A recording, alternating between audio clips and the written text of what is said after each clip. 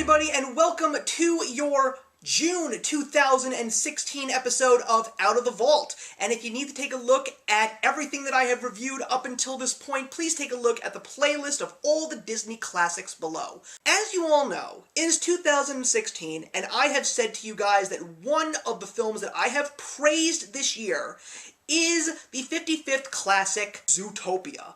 And the reasons why is because of its brilliant and creative writing for the story and the development of the characters. But before that movie, there was actually another classic out there that was definitely one of the more smarter films that was ever brought to us in the world of the Disney canon classics. And it was the 24th film in the Disney Classics library from 1981. And since this is the year that I will be celebrating my 35th birthday, because I was born in 1981, it is only appropriate that I review this specific Disney classic for its 35th anniversary. And that, of course, is The Fox and the Hound.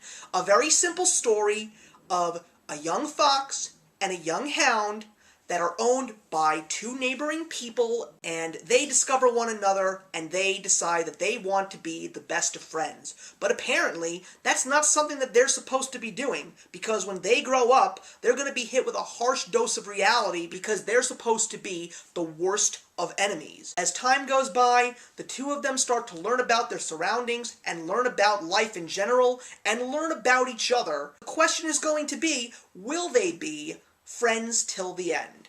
Now, this is a movie that I remember from my really young days. It was a movie that was told to me in storybook form. My mother had the little golden books and the books on tape of The Fox and the Hound. The first time that I saw this movie, I was in my teen years.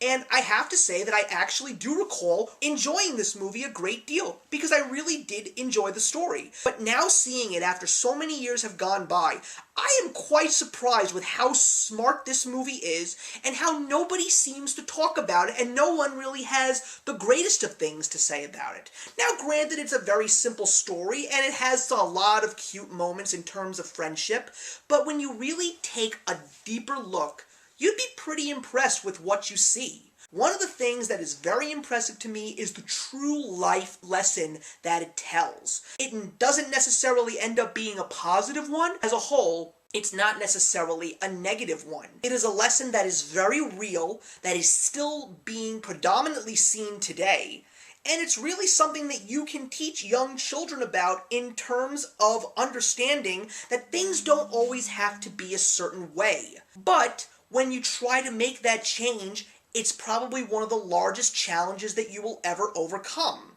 And you see that through Todd the Fox and Copper the Hound to a great extent. While the movie is also a very short movie, it's incredible with how much character development is brought into these characters. There's also some great voice cast members, including the great Kurt Russell and Mickey Rooney, which is fantastic, Pearl Bailey, Pat Bertram, and the great Paul Winchell. Another interesting thing about the movie is the fact that there is no hero and there is no villain. Now, granted, the characters don't necessarily like each other very much to a certain degree, but when you take a look at Copper and Chief's master, Amos Slade, as well as Chief, Copper's big brother to a certain degree, they're not really the bad guys.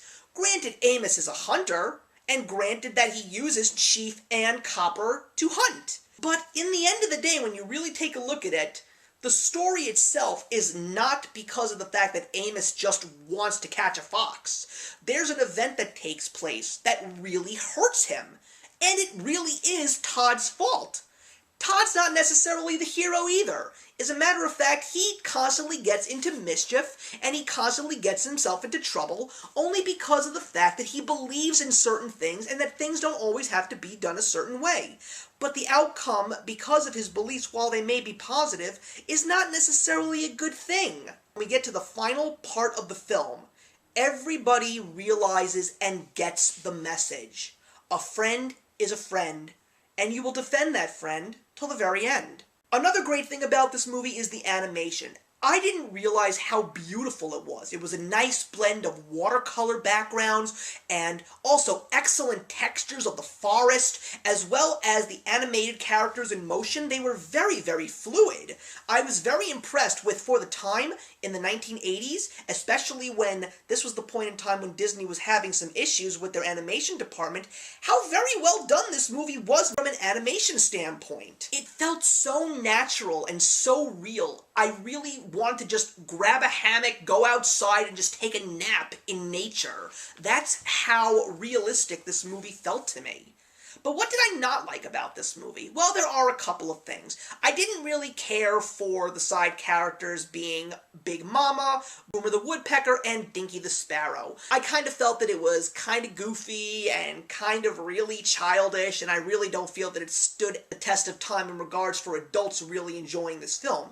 The songs themselves are not really memorable either. I mean, you have a song like The Best of Friends, you have The Lack of Education, you have Give a Little Hoot and a Holler, but the songs are very simple, and they don't really end up being those great epic songs that we all know and love from Disney. But in my opinion, it doesn't matter because they really don't drive this movie. It's the story of Todd and Copper, and that is one of the main reasons why I loved this movie so much. And I'm so glad that I saw it again. I actually own it, and I highly recommend that you do see this movie because not that many people talk about it, and I really feel that it's a very heartfelt movie, and especially because of the message that it sends and how powerful and real that it is, it really makes this movie worth seeing and worth owning and watching many times over in the future.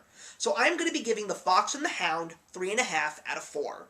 So thank you very much for watching, everybody. It is always a pleasure to talk Disney classics with you, so feel free to put your comments in the box below and let's have a discussion about The Fox and the Hound. I'm really curious to know if you feel the same way that I do about this movie. And I'll see you in the next one when I review another Disney classic and actions speak louder than words.